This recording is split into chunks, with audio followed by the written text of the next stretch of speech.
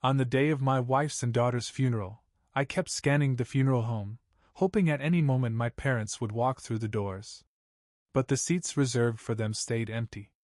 Hours later, standing at the edge of their graves, my phone buzzed. A notification. A photo of my parents smiling in Hawaii, glasses of champagne in hand, celebrating by the pool with my younger brother's family. In that moment, something inside me broke. If my grief meant nothing to them, then my loyalty to them would mean nothing from that day forward.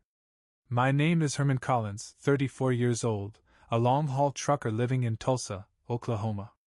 If I told you my life before the tragedy, it probably wouldn't sound extraordinary. I'm not someone who dreamed of riches or recognition.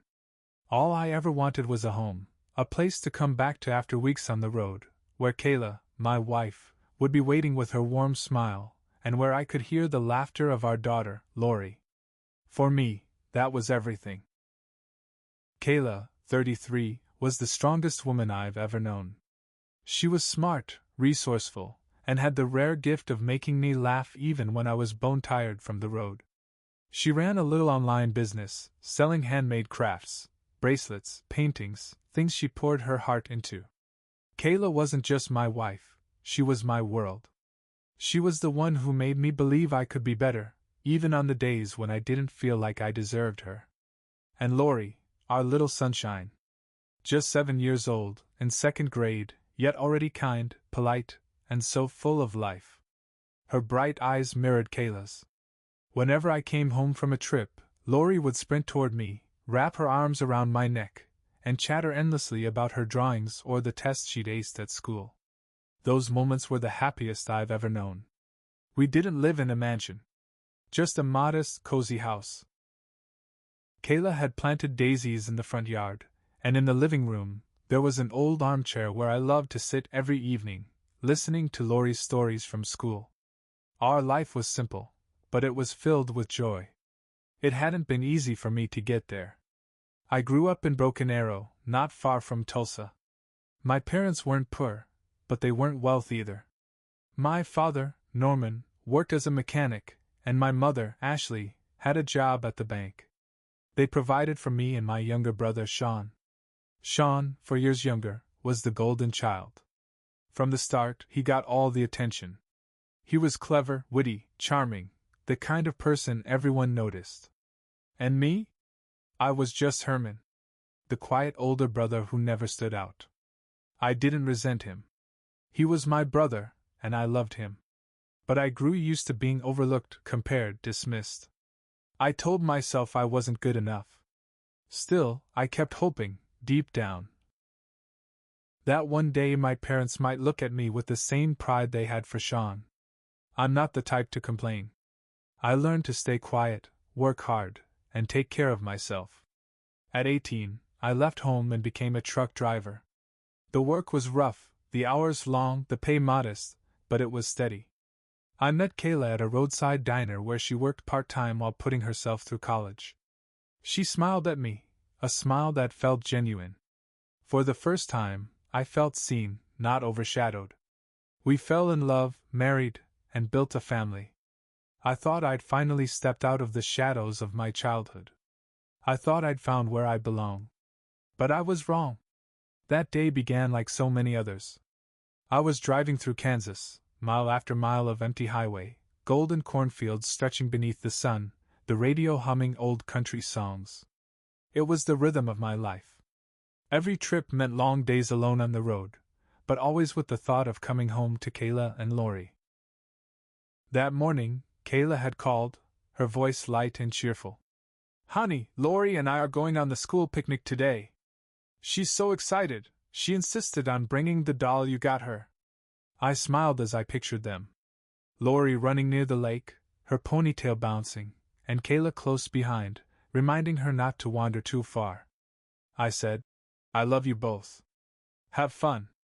That was the last time I ever heard Kayla's voice. Later that afternoon, I pulled into a rest stop. My phone buzzed, and for a moment I thought it was her. But the screen showed Miss Carter, Lori's teacher. "Herman, something's happened." Her voice cracked, trembling so badly I could barely hear. "Kayla and Lori, At the lake, the rescue team did everything they could, but I don't remember the rest. My ears rang, as if the world had gone silent. The lake. Kayla. Lori. No. It couldn't be. I shouted into the phone. What are you saying? Where's Lori? Where's Kayla? But all I heard was Miss Carter sobbing, whispering again and again. I'm so sorry, Herman. I'm so sorry. I don't even know how I managed to drive back to Tulsa. My mind went blank. My hands clutched the steering wheel so tightly my knuckles turned white. The only things I remember are the blur of headlights on the highway, the angry horns as I barreled through red lights, and my own voice muttering like a broken record, "No, it's not real. It can't be real." I called Miss Carter again. Then the hospital. Each time, I prayed someone would tell me it was a mistake, some horrible misunderstanding. But no, the truth was the same every time. Kayla and Lori were gone. I drove through the night like a ghost. When morning came, I found myself standing inside the hospital. A police officer stationed in the hall looked up at me with heavy eyes. Are you Herman Collins? He asked. I nodded, my throat too tight to speak. I'm sorry. We did everything we could. Your wife and daughter were brought in last evening. They drowned, and didn't survive. My ears rang. The words slid past me, muffled, distant, like they were being spoken from another world. My chest tightened until I thought my heart might burst. I shook my head, choking out. No, you're wrong. There has to be a mistake. Please tell me there's been a mistake. I gripped his arm, desperate, almost begging him to take it back. But his sorrowful silence was more brutal than any words. My legs felt like they were made of stone, but I followed them anyway. Step after step, as though I were walking straight into the abyss. They led me down a long hallway to the basement morgue. The heavy metal door swung open, and a wave of cold air wrapped around me. Then the sheet was pulled back. Kayla. Lori. They looked as though they were simply asleep. Kayla's dark hair was still damp, strands clinging to her forehead, silent proof of the water that had claimed her. Beside her lay Lori. My little girl. Her tiny hands were stiff, robbed of their warmth. I fell to my knees. Kayla's hand was like ice in mine. I stroked Lori's hair, searching desperately for any sign of breath, any flicker of life, any hope this was just a nightmare I could wake from. But no, this was cruel reality, harsher than any dream. A sound ripped from my chest, raw and ragged, more howl than cry. Then silence. A silence so heavy it crushed me. I didn't weep. Not because I was strong, but because the pain was so immense that even tears refused to come. I only sat there, clutching Kayla's hand, whispering again and again. I'm sorry.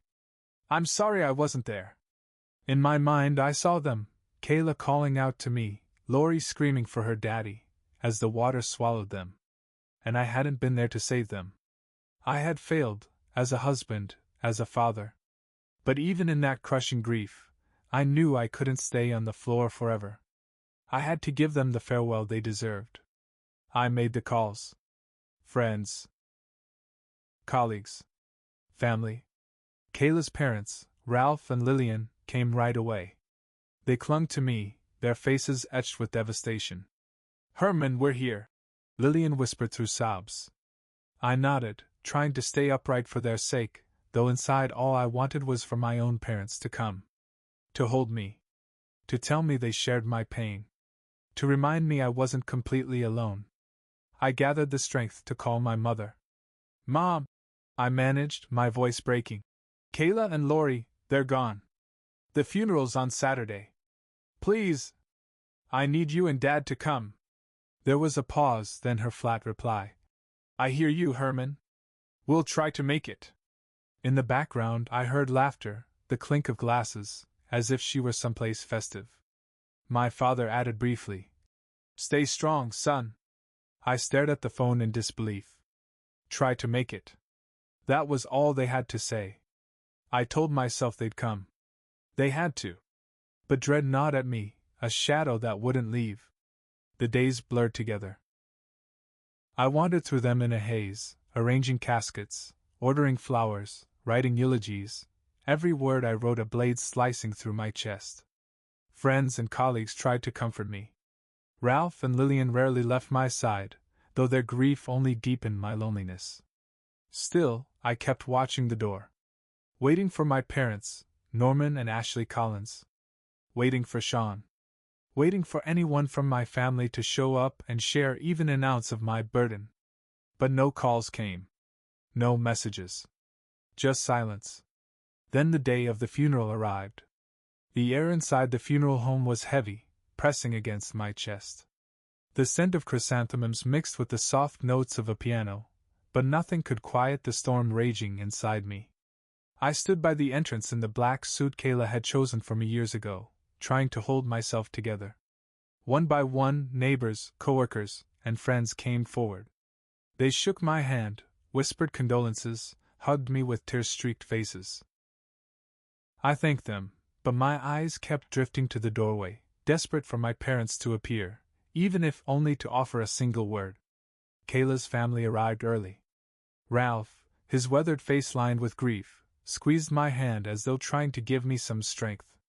Lillian embraced me, sobbing Kayla's and Laurie's names. Kayla's siblings, her aunts and uncles, even those I'd met only a handful of times, stood together, weeping, sharing memories of the two angels we'd lost. But the 3 chairs I'd set aside in the front row, each marked with nameplates, Norman Collins, Ashley Collins, Sean Collins. Remained empty. I pictured my mother wiping her tears there, my father laying a hand on my shoulder like he had when I was a boy, Sean at least showing up out of brotherly duty. But as the hours passed, those seats stayed vacant. Cold. Hollow. And I knew then, they weren't coming. The weight of the funeral grew heavier with each passing minute. Whispers began rippling through Kayla's family, whispers I tried to block out but couldn't. Where are his parents? Why aren't they here? One of Kayla's aunts muttered, her voice sharp with indignation. Their daughter-in-law and granddaughter are gone, and they don't even bother to show up. What kind of people does that? Another voice cut in, Kayla's cousin, louder, his anger plain for all to hear. What kind of family leaves Herman to face this alone? It's shameful. Each word pierced me like a knife. I wanted to cry out, to tell them that I didn't understand it either, that I was just as bewildered and broken. But all I could do was bow my head, drowning in a tide of grief, humiliation, and shame. When it was my turn to speak, I stepped up to the caskets. I had written a eulogy, but staring at Kayla's and Laurie's faces, so calm, so peaceful, I found myself mute. The room fell silent, waiting. I drew in a shaky breath, but my throat closed tight. Only a hoarse whisper escaped. Kayla! Laurie! Then the tears came, unstoppable. Ralph stepped forward, laid a hand gently on my back, and whispered, Let it go, Herman. You've done enough. I nodded weakly and retreated to my seat, the bitter taste of failure in my mouth. I couldn't even give my wife and daughter the farewell they deserved. Just as the weight threatened to crush me entirely, I felt a steady hand on my shoulder. I turned, and froze. Standing there was Uncle Ernest, my father's younger brother. I had met him only a few times as a boy, before he moved to Canada more than a decade ago. Before I could even process how or why he was here, he pulled me into a firm embrace. The warmth of his body against mine was like an anchor in the raging storm. I didn't speak. I just buried my face in his shoulder, as tears poured freely down my cheeks. For the first time that day, I didn't feel completely abandoned. Uncle Ernest stayed by me the entire service. He helped me greet guests, accept flowers, and when my voice failed me, he even spoke a few words in my place. His presence was a rare light cutting through the suffocating darkness. When the last guest had gone, I remained by the graves, staring at the earth that now separated me from Kayla and Laurie. Ernest stood quietly beside me. You don't deserve this, Herman, he said at last, his voice thick with both compassion and fury. I don't know what my brother was thinking not showing up, but I'm here. And I won't let you go through this alone. I couldn't speak. I only nodded, but deep inside, a fragile seed of hope began to sprout. Later, Ernest told me why he had come. He had only been in the States briefly, visiting old friends. The night before, sitting in a cafe, he stumbled across the few raw, desperate sentences I had posted online. He read them again and again, heartbroken. "I didn't know what else to do," he said quietly, his eyes locked on mine. "I thought you needed at least one family member beside you. Even after all these years apart, I'm still your uncle." I had no words. In that moment, his presence was like a thin lifeline dragging me back from the edge of the abyss. For the first time, I wasn't entirely alone. But even his kindness couldn't erase the deeper wound.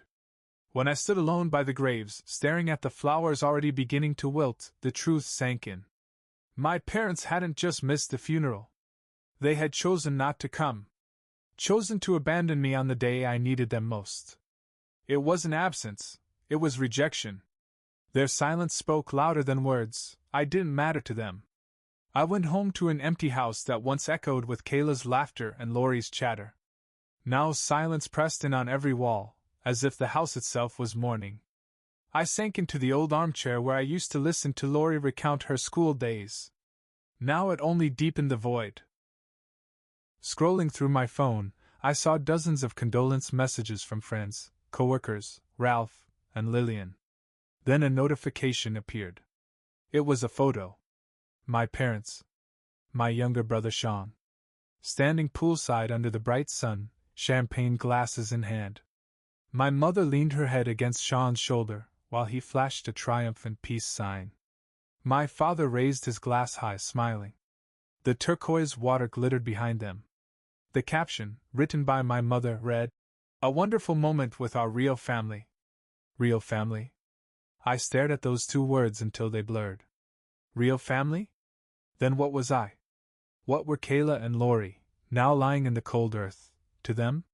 My hands shook around the phone. I wanted to smash it, to scream until my voice tore apart, but instead I sat frozen, hollow, my chest splitting open all over again. I had clung to the faint hope that maybe they had a reason, illness, work, anything. But no. They had chosen joy. Chosen Sean. Chosen champagne and Hawaiian sunshine over me, over Kayla, over Laurie. With trembling hands I called my mother. The phone rang and rang until at last she answered. Her voice was flat, detached, like she was speaking to a stranger. "Mom! Dad, how could you?" My voice cracked, trembling as I struggled to hold myself together. "Kayla and Laurie's funeral, either of you came. And now I see this photo of you, Dad, and Sean in Hawaii. While I was burying my wife and daughter, you were raising champagne glasses." On the other end of the line, my mother sighed, as though I were bothering her. "Herman, don't make this into something bigger than it is," she said, her tone cold and clipped. "This trip was important for Sean. He needed us. The funeral, being there wouldn't have changed anything. They're gone, Herman. You need to accept that." I froze, her words cutting through me like ice. "Understand?" I echoed, my voice trembling with fury and disbelief. "You're telling me to understand?" Kayla was my wife. Laurie was my daughter. Your daughter-in-law and granddaughter. How could you possibly say that?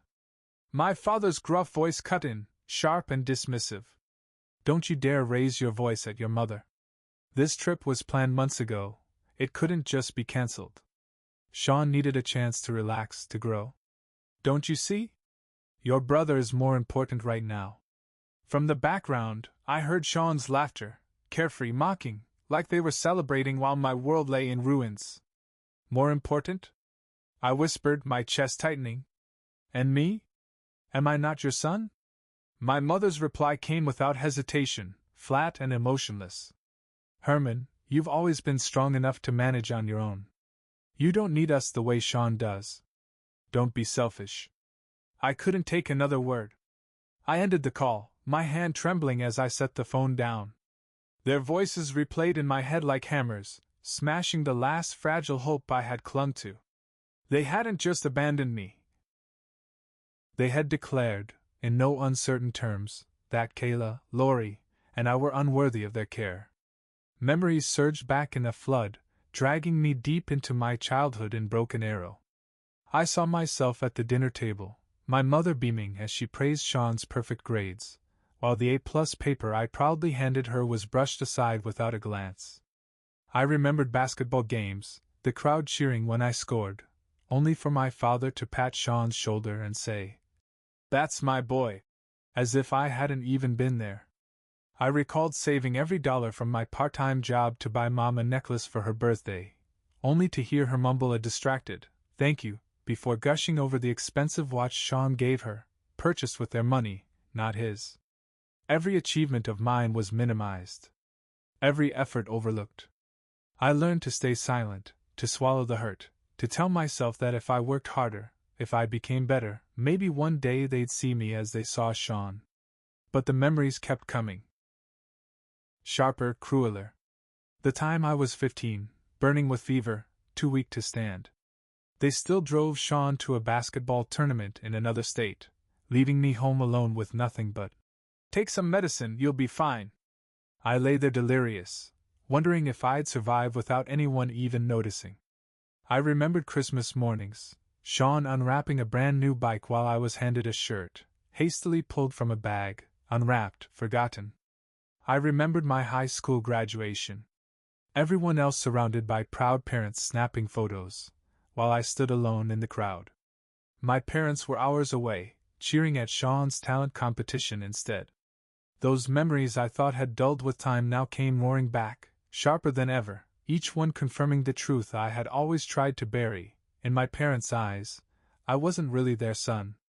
I wasn't family. I was just a shadow, an afterthought. But the cruelest blow came not long after Kayla and Lori's funeral, when my grief was still raw, my heart still bleeding. 2 weeks later, my parents and Sean appeared at my door. I was sitting in the living room, staring at Kayla's knitting basket and Lori's school drawings, things I still couldn't bring myself to put away. The doorbell rang, jolting me out of my thoughts. When I opened the door, there they stood. My father, Norman, in his worn-out shirt, his eyes cold and detached. My mother, Ashley, with a faint, polite smile that felt more like duty than warmth. And Sean, dressed sharply in a tailored suit, a smug grin plastered across his face, arms folded like he already owned the place. A foolish part of me still hoped they'd come to apologize, to offer comfort, to at least mention Kayla and Lori. But I was wrong. "Herman, we need to talk," my father said flatly, his voice devoid of warmth. I nodded stiffly, though dread was already tightening in my gut. They walked past me and sat on the sofa, the same spot where Kayla used to sit knitting in the evenings, while I remained standing, unable to force myself into their cold atmosphere, knowing instinctively this visit would bring nothing but pain. "What's this about?" I asked, trying to keep my voice steady, though my chest burned with tension. My mother wasted no time with pleasantries or condolences. "Sean has a new business plan," she said bluntly. "He wants to open a restaurant downtown in Tulsa. It'll take $40,000 to get it started. We're family, so you should contribute." Her words hung in the air as if expecting me to nod and hand over the money without a second thought. I froze. $40,000, now, after I had buried my wife and daughter, after facing the hollow silence of an empty home every day. "What are you talking about?" I whispered, my voice trembling despite my effort to stay composed.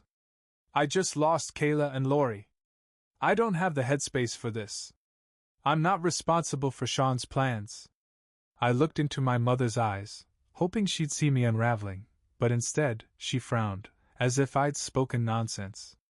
"Herman, don't be selfish," she said coldly. "You're his older brother. You're supposed to help him. Sean has potential, and he needs this chance.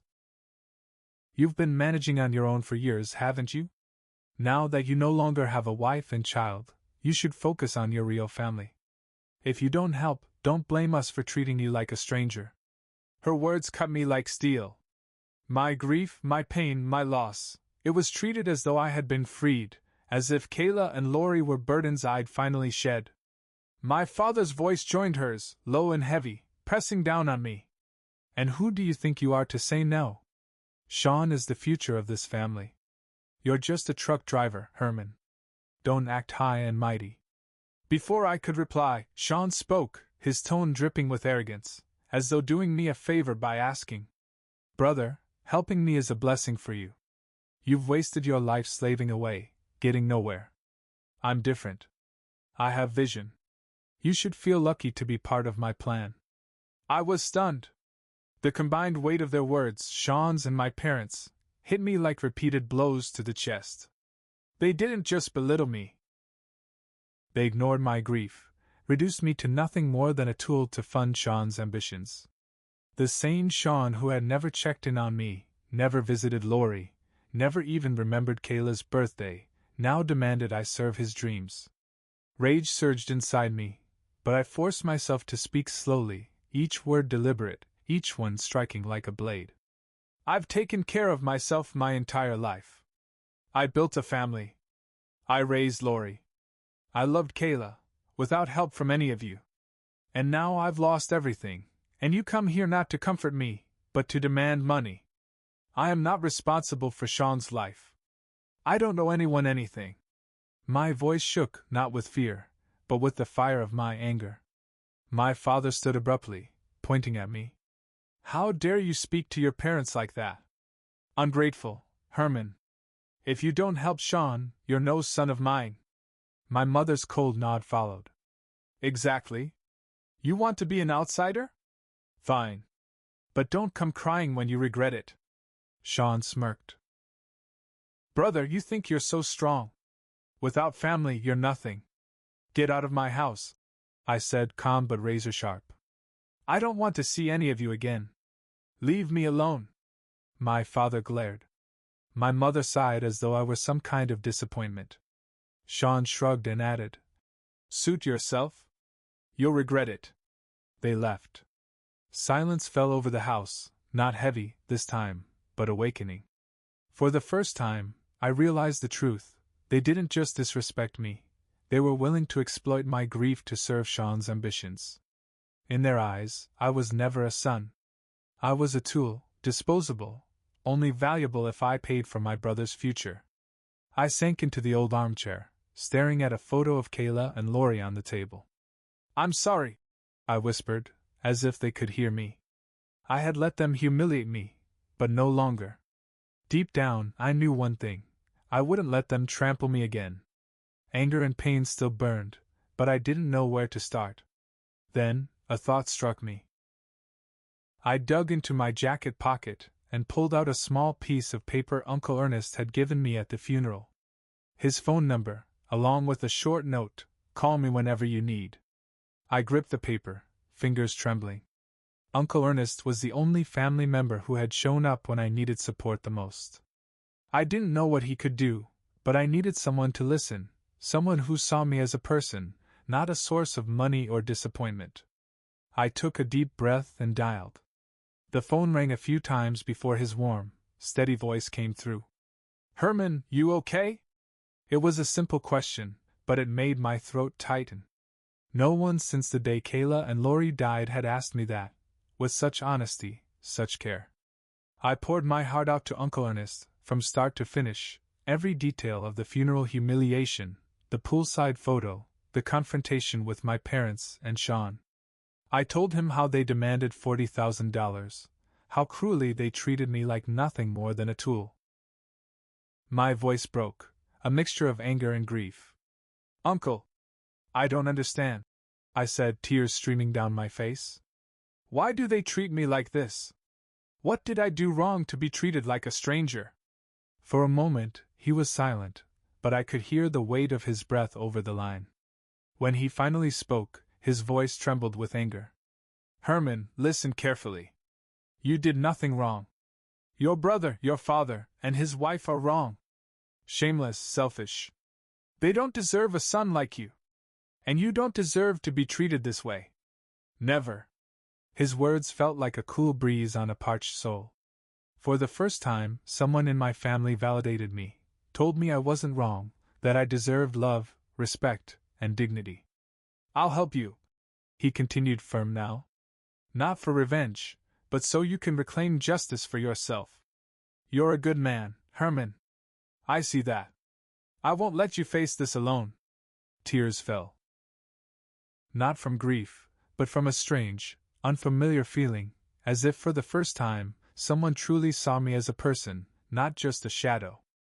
Thank you, Uncle, I whispered, my voice choked.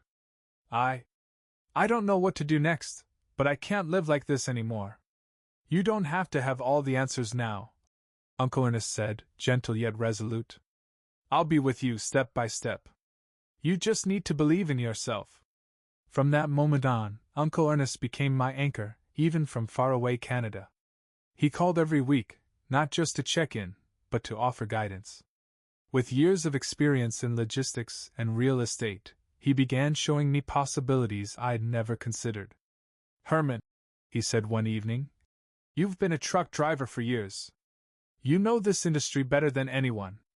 Why not aim higher? Start a small trucking company. I have friends in Tulsa who need reliable freight services. Let me connect you. At first, I hesitated. A business? I was just a driver. But Uncle Ernest refused to give up. He introduced me to an old friend, Carl, who ran a produce distribution company in Oklahoma. Carl needs dependable drivers, Ernest said. You're the most reliable person I know. His words made me feel seen. For the first time, someone acknowledged my worth. Uncle Ernest didn't just offer work, he offered belief. One night, he told me about his own youth, about feeling belittled by my father. I learned to live for myself, he said. You can do it too, Herman. You're stronger than you think. His encouragement was a small flame, igniting something inside me. For the first time, I didn't feel completely alone. Uncle Ernest became more than family. He was a mentor, a friend, a lifeline. I started envisioning a future where I could thrive, not just survive. Each contract, each satisfied client, became a brick in the foundation of my self-belief. The road ahead was long and uncertain, but with Uncle Ernest guiding me, I felt I could face anything. At first, I was still just a truck driver, hauling my old Peterbilt across the dusty roads of Oklahoma. But Uncle Ernest's voice echoed in my mind, you know the transport industry better than anyone. Think bigger. I spent long nights in my empty house, studying the guides and articles he sent, financial management, business strategy, logistics. My parents had always told me I was only fit for manual labor, but Uncle Ernest believed in me, and that belief lit a fire inside me. I started small. Through Uncle Ernest, I met Carl, a silver-haired man with a kind smile, owner of a produce distribution company in Tulsa. Ernest says you're reliable, Carl said, peering over his glasses. I need someone to haul goods from farms to the warehouse. Can you handle it? I nodded, unsure if I could meet his expectations. But I wouldn't let Uncle Ernest down. I signed my first contract, hauling potatoes and corn from rural farms to Tulsa. The work wasn't new, but this time I wasn't just a driver. I was accountable directly to the client. Those first deliveries were challenging. I fumbled negotiating prices, issuing invoices, and handling unexpected problems like flat tires or bad weather. Once, a shipment was delayed due to a miscalculated route. I thought Carl would fire me, but he laughed and patted my shoulder. You're new, Herman. Everyone has a first time. Learn from your mistakes. His encouragement, paired with Uncle Ernest's weekly guidance, kept me going. Uncle Ernest taught me how to plan efficient routes, negotiate profitably, and most importantly, how to trust myself. You don't have to be great at the start, he said, but you have to start to become great. Slowly, I built a reputation. After Carl, I secured contracts with an organic grocery store in downtown Tulsa, then a poultry farm on the outskirts. I worked long hours, often from dawn until midnight, but I didn't complain. Each delivery, each nod of approval, reminded me I was moving forward. I didn't indulge myself. Loneliness tempted me to drown my sorrows, but I saved every penny, investing in truck maintenance, new equipment, and learning new skills. Uncle Ernest became my bridge to bigger opportunities, introducing me to Helen, who ran a small logistics company in Oklahoma City. "You could work with me on interstate hauls," she said at our first meeting. "But I need someone dependable," Helen said, looking me in the eye. "Not just a driver, but someone who keeps their word." "I won't let you down," I replied, firm. And I kept that promise. The contract with Helen opened a new door. I wasn't just moving produce anymore. I began transporting medical supplies and consumer goods. The work was tougher, the stakes higher. But for the first time since losing Kayla and Lori, I felt truly alive. After 2 years, I had saved enough to buy a second, used but reliable truck and hire another driver to share the workload. I named the business Collins Transport, a reminder that I, Herman Collins, could build something to be proud of.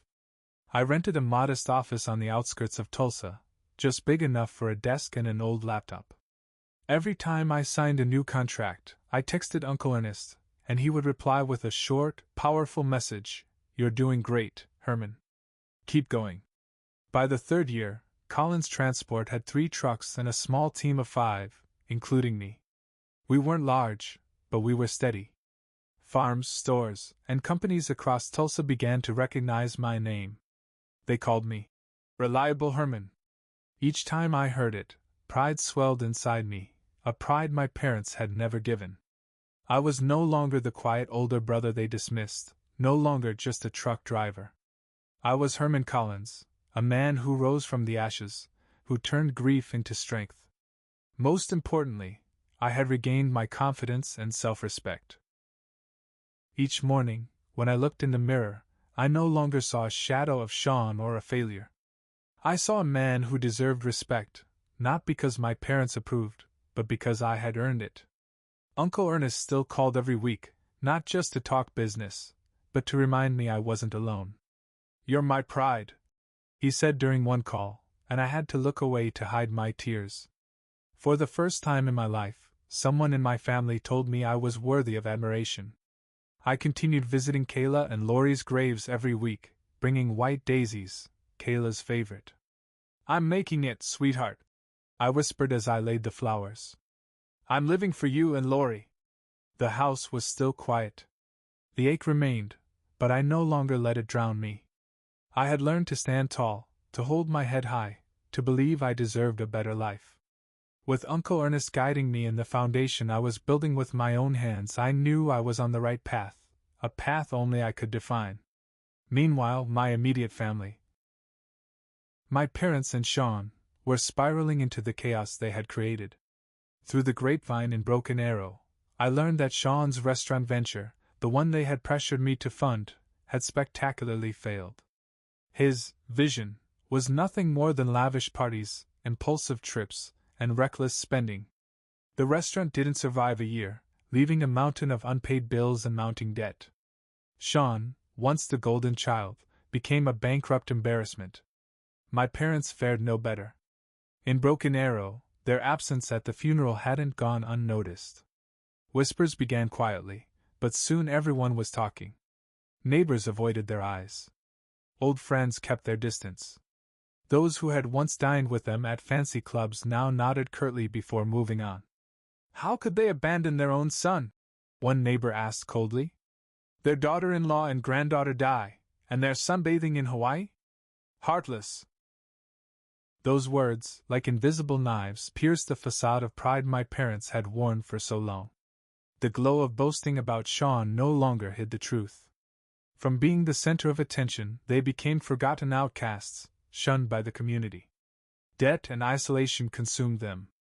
Sean, unable to manage, lived off my parents' savings, which quickly ran dry. They sold cars, canceled vacations, and still couldn't cover the growing debts. I didn't seek the news, it came to me through acquaintances and overheard conversations at the coffee shop. I didn't revel in their misfortune, after all, they were still my family.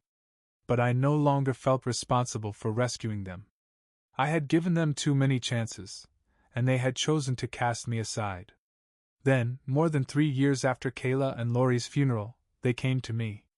I was in my small Collins transport office, reviewing delivery schedules, when a knock at the door pulled me out of my focus.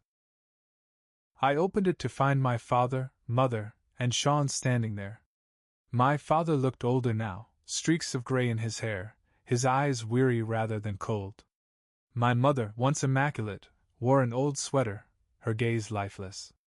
Sean, formerly confident in sleek suits, now slouched in rumpled clothes, his smug smile gone. I wasn't surprised, but my chest tightened. "Herman, we need to talk," my father said, his voice low, still carrying that faint echo of authority. I let them in, not because I wanted to, but because I knew the confrontation was inevitable. They sat on the sofa, the same one Kayla once used to knit, while I remained standing, unwilling to blend into the atmosphere I knew would be tense. My mother wasted no time. Her tone was dry and businesslike. "Sean's in trouble. He needs money to pay off debts and start over," my mother said, her voice sharp. "You've built a company now, made a name for yourself in Tulsa. As his older brother, you have a duty to help him get back on his feet." I looked from my mother to my father, then at Sean. Not one of them offered an apology. Not a single acknowledgement of the pain they'd caused. They came here not with regret, but with entitlement, as if I owed them a favor. "Help Sean," my mother repeated, as if repeating it enough would make it right. I drew in a slow breath, my voice calm but cutting. 3 years ago, when I lost Kayla and Lori, not one of you came. Not a single one of you asked if I was okay. And now you show up, not to apologize, but to demand I bail Sean out. On what grounds? My father's frown deepened, his tone sharp. "What are you saying, Herman? Who do you think you are? Just because you've built this little company? Sean is your brother, your blood. You've had some success, so now you're supposed to share it with family, not sit there acting superior." My mother chimed in, her voice full of judgment. "Have you forgotten who raised you? Sean needs you. You're obligated to help. Don't make us ashamed of an ungrateful son." Sean, for the first time speaking, half pleaded, half demanded. "Brother, you know I'm struggling. Just help me this once, and I won't forget it. Don't let the family down." I looked at them, feeling as if I were staring at strangers. Their arrogance, even in failure, stung like fire. They hadn't come to apologize, to beg, or to show remorse. They came to command, to force me to shoulder the consequences of their own mistakes. I straightened, my gaze locking on my father's. "I stood on my own without any of you. I built Collins Transport from nothing while you called me a failure. I don't know Sean, and I don't know you. If you came here to give orders, the door is that way." My father slammed a hand down, his voice rough with anger. "You'll regret this, Herman. You dare turn your back on your family?" My mother's voice trembled with intensity but remained cold. "If you don't help, don't expect us to acknowledge you as our son." Sean just smirked, as if my refusal were some sort of foolish oversight on my part. I pointed to the door, voice calm yet unyielding. "Leave. I'm done listening." They left. The house was silent, but this time, the silence felt different. It didn't weigh me down. Instead, I felt strength, as though I'd finally cut the chains that had bound me for decades. The confrontation had peaked, but I no longer feared them. I was no longer the bottom feeder they had labeled me. I was Herman Collins, a man who stood tall, who built a life from ashes. Even if they disowned me, I would keep moving forward, for Kayla, for Lori, and for myself. But my family didn't stop there. After the office confrontation, I learned through whispers in Broken Arrow that they were spreading lies about me. They told relatives I was an ungrateful son, that I had abandoned them when they needed me most. They claimed I, a simple truck driver, had stumbled into some success by luck, and now I was too arrogant to help Sean, the so-called pride of the family. Those lies traveled fast: family gatherings, phone calls, gossip. A few distant relatives reached out to me, their messages dripping with doubt. "Herman, is it true you didn't help your parents? They say you've changed." Each message cut like a blade, but I didn't respond. I refused to justify myself to people who never wanted to see me. Arguing would only drag me back into their swamp of lies. I chose silence, waiting for the truth to speak for itself. That moment came at the Collins family reunion that fall, held in a small community center in Broken Arrow. The entire clan gathered, uncles, aunts, cousins, some I had met only once, and even distant relatives. I received an invitation, not from my parents, but from Aunt Martha, the elderly aunt who had always played the role of family connector. "Herman, you have to come," her message read. "Everyone wants to meet you and hear about what you've accomplished."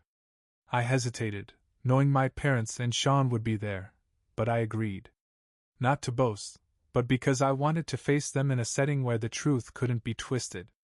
In the weeks leading up to the reunion, I prepared meticulously.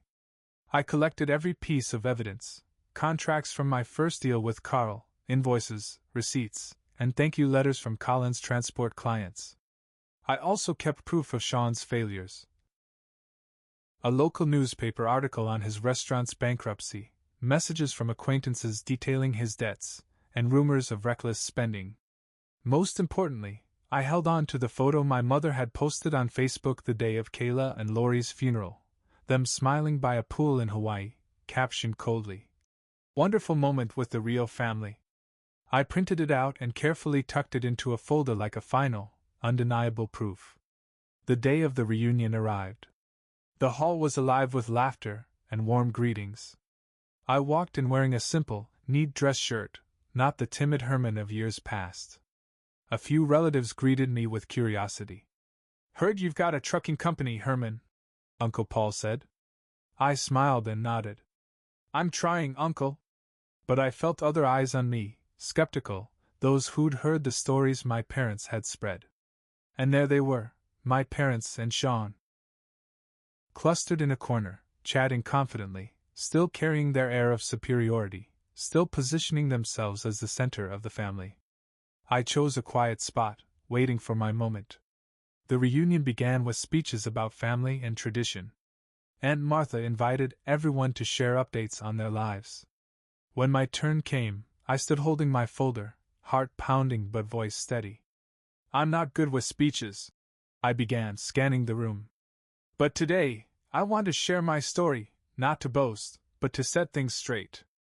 I recounted my journey, from the day I lost Kayla and Lori, to building Collins Transport from scratch. I presented contracts, receipts, and client thank you letters, proving I hadn't lucked out or leeched off anyone, as my parents had claimed. "I work day and night," I said, voice low but firm.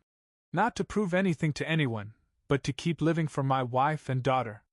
The hall was silent, punctuated only by faint murmurs as I displayed each document. My father frowned. My mother looked down. Sean shifted uneasily, his eyes betraying discomfort. Then came the crucial moment. 3 years ago," I said, holding their gaze, "I buried my wife and daughter, hoping my family, my parents and brother, would share my grief. They didn't come." I paused and pulled out the printed Facebook photo, holding it high for everyone to see. "This is where they were," I said. "That day. In Hawaii. By a pool. Raising champagne glasses," captioned the Rio family. Murmurs rippled through the hall.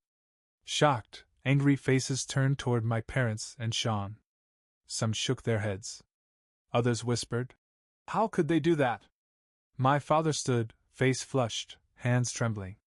"You dare humiliate your parents in front of the family? You're ungrateful." My mother's voice, pitched high, panicked. "We were busy, Herman. Who are you to judge? You're just a lowly truck driver. What's there to be proud of?" Sean couldn't remain silent, glaring at me. "Brother, you think you're something special? It's all luck. Nothing to be smug about." But their protests only fueled the growing silence. The family's eyes shifted, doubt and contempt settling on my parents and Sean. The more they shouted, the weaker their voices sounded, drowned out by the undeniable truth. Then the door opened. Uncle Ernest walked in, fresh from Canada, radiating calm authority. "Sorry I'm late," he said, voice cutting through the tension. But I'm here to confirm that everything Herman said is true. I've seen Norman and Ashley belittle Herman since he was a child. They always favored Sean, ignoring Herman's efforts. And on the day of Kayla and Lori's funeral, I was the only family member there while they chose to vacation. He paused, eyes fixed on my parents. Herman isn't ungrateful. You're the ones who abandoned your son. Uncle Ernest's presence, a living witness, made my words undeniable. The hall fell silent. Murmurs rose again, this time with outrage. Aunt Martha shook her head, her voice booming. Norman! Ashley! How could you do that to your son? Another voice rose, Uncle Paul, stern and unwavering. Herman, pull yourself together. But what about you? All you've done is lie and blame. My parents tried to argue. My mother nearly shouted. We did nothing wrong. Herman's the one who turned his back. But no one listened. The evidence was clear, the photo, the documents, Uncle Ernest's testimony. My parents and Sean stood frozen, crushed under the weight of disdainful, disappointed stares. My mother trembled, head bowed, hands covering tears of shame and fear. My father, stiff and awkward, found no words, only grasping Sean's arm and pulling him away. Sean resisted briefly, but the family's gaze forced his head down. They left quietly, hunched and diminished in the hall's harsh light. No one stopped them. No one spoke. A heavy silence settled, thick with undeniable truth. I watched them retreat, but I didn't feel triumphant. I felt relief, as if a long-held burden had finally lifted. I turned to the family, voice calm but resolute. Today's truth isn't about humiliation. It's about ending the lies. From now on, I'll live my life free from those who trampled me. The hall remained quiet. Then Aunt Martha came forward and embraced me. You're the pride of this family, Herman, she said. For the first time, I felt I truly belonged to a family that valued me, not my parents. After the reunion, I knew any hope of a relationship with my parents and Sean was gone. Their lies, contempt, and exploitation had destroyed any chance of real connection. I didn't call. I didn't text. When Uncle Paul asked if I wanted to reconcile, I shook my head. They chose their path, I said quietly. I've chosen mine. I cut off all contact, not from hatred, but because to keep living, I had to let go of those who only dragged me down. My parents and Sean were no longer my family. They were my past, and I refused to carry that into my future. One afternoon, I returned to the cemetery where Kayla and Lori rested. I brought white daisies, their favorite, and placed them gently by the graves. The crisp Oklahoma fall wind swept around me. I knelt, touching the headstones, and whispered, I've reclaimed our honor, sweetheart. No one can dishonor you and Lori anymore. Tears fell, but lighter this time, tears of release, of a man who had found himself again. I spoke to them, telling them about Colin's transport, the deliveries, the new clients, and how I stood before the family to speak the truth. I'm living, I said, voice choked. For you, for Lori, and for me. The pain of losing Kayla and Lori never fully faded. Sometimes, in the quiet of the house, I still heard Lori's laughter or saw Kayla's smile in my dreams. But I learned to channel that pain into strength. Every contract, every additional truck, every compliment from a client reminded me I wasn't just surviving, I was building a meaningful life. I no longer sought validation from those who never offered it. I found my worth in my work, my perseverance, and the people who genuinely valued me. Meanwhile, my parents and Sean continued their downward spiral. I heard through Broken Arrow that Sean tried another business, only to fail again due to reckless spending. Creditors hounded him, forcing him to flee town temporarily. My parents, once proud of their reputation, lived under the weight of community contempt. Neighbors who once listened to their boasts now whispered behind their backs, reminding each other of the callousness they'd shown at Kayla and Lori's funeral. They sold their house and moved to a smaller apartment, but debt clung to them like a shadow. I didn't contact them. Each update brought a twinge of bitterness, not for them, but for the years I'd wasted seeking their love. I had found a new family, not by blood, but by loyalty and care. Uncle Ernest still called weekly from Canada, offering advice, sharing stories, and reminding me I was his pride. "You're doing better than I ever imagined, Herman," he said once, voice brimming with pride. "But don't stop. You've got a long road ahead." Aunt Martha, Uncle Paul, and other relatives began inviting me to gatherings, no longer seeing me as the quiet older brother, but as a man of respect. Carl and Helen, my first business partners, became friends, often sharing meals and stories as if I were part of their family. Colin's transport kept growing, though it remained modest. I bought another truck, hired 2 more drivers, and expanded to cities near Tulsa. I wasn't rich, but I had enough to look in the mirror each morning and see a free man, unbound by lies or disdain. I joined community events in Tulsa, helping small farms with discounted transport, and even sponsored a playground at the elementary school Lori once attended. Everything I did was with Kayla and Lori in mind, imagining their smiles. One evening, in my small office, I looked out at Tulsa's twinkling lights. I opened my laptop, reviewed new contracts, and paused on an old photo, Kayla holding Lori in a daisy garden. "I did it, sweetheart," I whispered, fingers brushing the screen. "I found a life worth living." The pain was still there, a scar of the darkness I'd overcome. My parents and Sean would never understand, never change. They lived with the consequences of their choices: debt, contempt, and ruined reputation. But I didn't need them. I had Uncle Ernest, Aunt Martha, friends and partners in Tulsa, and most importantly, I had myself. I, Herman Collins, had learned to stand tall, to love myself, and to live for what truly mattered. I closed my eyes, smiled, and for the first time in years, felt at peace.